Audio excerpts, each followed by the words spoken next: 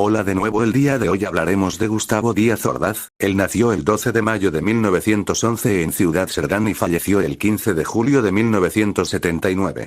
Fue un abogado y político mexicano que se desempeñó como presidente de México del 1 de diciembre de 1964 al 30 de noviembre de 1970. En su gestión presidencial la economía nacional tuvo uno de sus mayores crecimientos, de un orden de entre 6 al 8% del Producto Interno Bruto, PIB, y la inflación, 2,7%, se mantuvo en mínimos que no volverían a tenerse en el país en las siguientes décadas. También se celebraron los mayores eventos deportivos internacionales en el país, los Juegos Olímpicos de México 1968 y la Copa Mundial de Fútbol de 1970. Según conclusiones de la Fiscalía Mexicana, ordenó la represión sistemática al movimiento de 1968 en México y el operativo militar denominada Operación Galeana que causó la llamada posteriormente Matanza de Tlatelolco, causando un número indeterminado de muertos, heridos y detenidos. También es responsable junto con su sucesor, Luis Echeverría, de la persecución de movimientos de carácter izquierdista, tanto armados como pacíficos. Según documentos desclasificados oficialmente en 2017 pero previamente revelados por Filipa G., Gustavo Díaz Ordaz, al igual que su antecesor Adolfo López Mateos, fue reclutado por la CIA, con la que colaboró bajo el nombre en clave Litempo, 23. Gustavo Díaz Ordaz Bolaños nació el 12 de marzo de 1911 en la entonces llamada San Andrés Chalchicomula, hoy Ciudad Cerdá, en el estado de Puebla. Hijo de Ramón Díaz Ordaz Redonet y de Sabina Bolaños Cacho. Las familias Díaz Ordaz y Bolaños Cacho eran de gran raigambre en el estado de Oaxaca, de donde ambos eran originarios.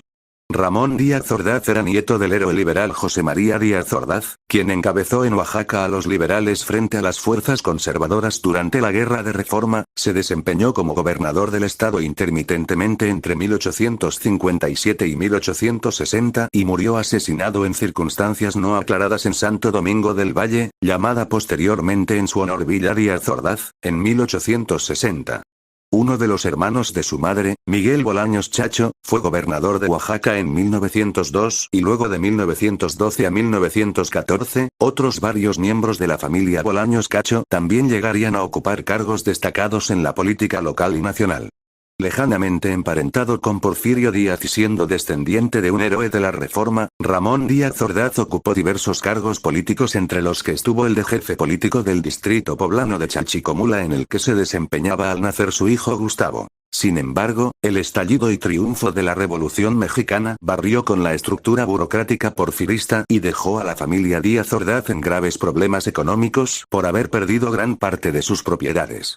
Tras haberse trasladado temporalmente a Jalisco, retornaron a Oaxaca donde Gustavo Díaz Ordaz realizó sus estudios básicos e ingresó al célebre Instituto de Ciencias y Artes de Oaxaca a estudiar la preparatoria. Sin embargo, la falta de empleo e ingresos económicos llevó a la familia a emigrar definitivamente a la ciudad de Puebla de Zaragoza.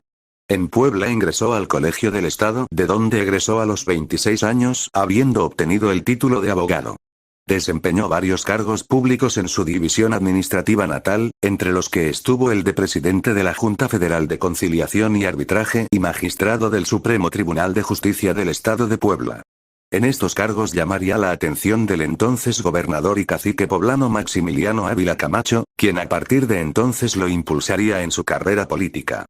Por nombramientos de Ávila Camacho llegaría primero a la vicerrectoría de la Universidad de Puebla y luego a ser secretario general de gobierno en la administración del gobernador Gonzalo Bautista Castillo, sucesor de Maximino pero que se encontraba bajo el dominio político de este.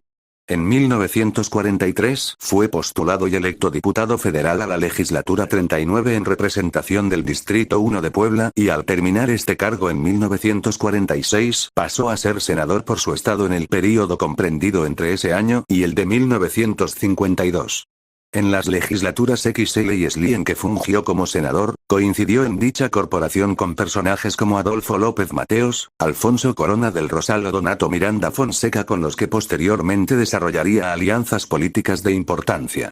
El 1 de diciembre de 1952 el nuevo presidente Adolfo Ruiz Cortines lo nombró director general jurídico de la Secretaría de Gobernación y algunos meses después pasó a ocupar la oficialía mayor de la misma dependencia. Aunque ambos cargos no eran netamente políticos, el titular de la secretaría, Ángel Carvajal Bernal, y su subsecretario, Fernando Román Lugo, eran enemigos políticos y prácticamente no se hablaban. En consecuencia, muchos de los conflictos manejados por la secretaría tuvieron que ser resueltos por Díaz Ordaz. El 1 de diciembre de 1958 asumió la presidencia de México Adolfo López Mateos, con quien lo unía una cercana relación desde que ambos eran senadores, y desde ese día lo nombró titular de la Secretaría de Gobernación. Ocupó dicho cargo hasta que por instrucciones del mismo López Mateos fue postulado candidato del PRI a presidente de México el 15 de noviembre de 1963.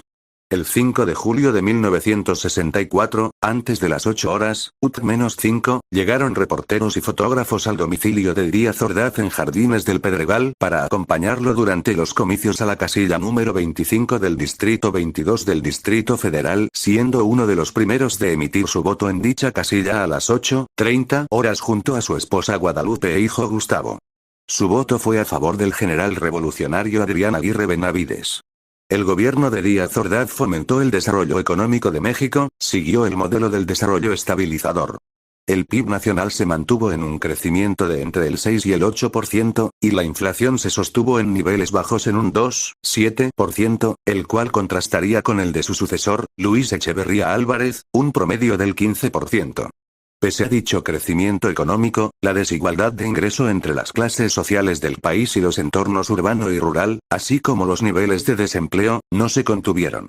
En 1967, se firmó en la capital de la República, bajo su auspicio, el denominado Tratado de Tlatelolco, del que habría de surgir el Organismo para la Proscripción de Armas Nucleares de América Latina, OPANAL. Durante su mandato, ordenó represión a los movimientos sociales, especialmente a las protestas estudiantiles como el movimiento de 1968 en México. La Fiscalía Mexicana determinó en una investigación posterior que desde el gobierno de Díaz Ordaz se realizaron detenciones ilegales, maltratos, torturas, persecuciones, desapariciones forzadas, espionaje, criminalización, homicidios y ejecuciones extrajudiciales con el fin de extinguir al movimiento social presente en Ciudad de México y algunos de los estados de la República.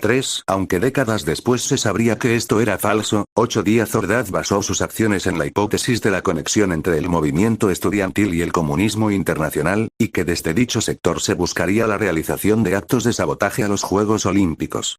Díaz dio información falsa a la Embajada de los Estados Unidos en México y a la Agencia Central de Inteligencia de ese país, de la cual era informante. Según esta versión apócrifa, el movimiento derivaría en una revolución de ideología comunista que sería apoyada por la Unión Soviética, Cuba y China.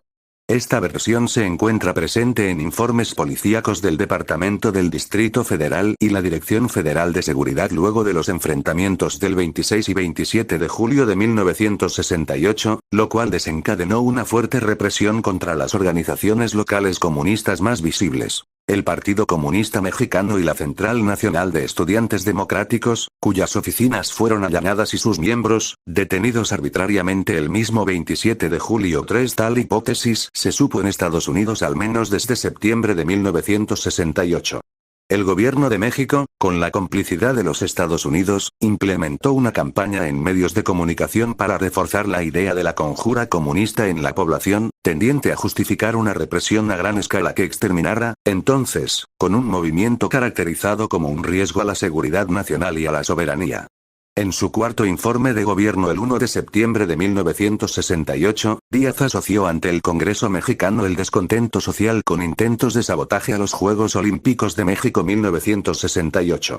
Los desórdenes juveniles que ha habido en el mundo han coincidido con frecuencia con la celebración de un acto de importancia en la ciudad donde ocurren. En Punta del Este, Uruguay, ante el anuncio de la reunión de los presidentes de América, se aprovechó a la juventud estudiantil para provocar graves conflictos.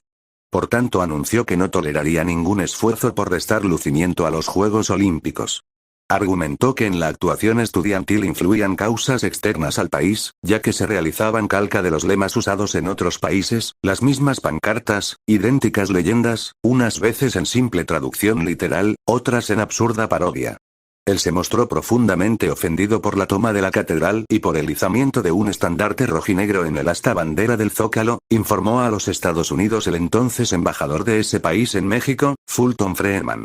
La orden final dada por Díaz Ordaz culminó en la implementación del operativo militar llamado Operación Galeana, que culminó en la matanza de la Plaza de las Tres Culturas, Tlatelolco, Ciudad de México, el 2 de octubre de 1968, convirtiéndose así en responsable intelectual, junto con sus secretarios de Gobernación, Luis Echeverría Álvarez, y de la Defensa Nacional, Marcelino García Barragán, del asesinato, detención y desaparición de varias centenas de estudiantes. En el operativo participaron la Secretaría de Gobernación, el Ejército Mexicano, la Policía Secreta y un cuerpo paramilitar formado específicamente para la represión a este movimiento llamado Batallón Olimpia. El 1 de diciembre de 1970 le sucedió en la presidencia Luis Echeverría Álvarez.